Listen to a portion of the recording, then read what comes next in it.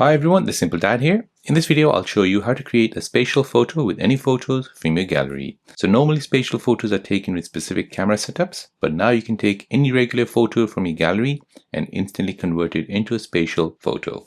So the phone uses advanced depth mapping and AI to make the picture feel like it's a 3D layer. So let me show you how to do this on your iPhone Air.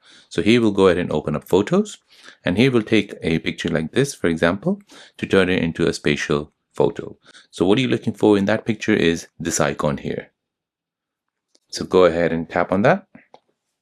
This will now create that photo into a spatial scene. So now when I go ahead and move my phone, you'll see that it gives a 3D effect.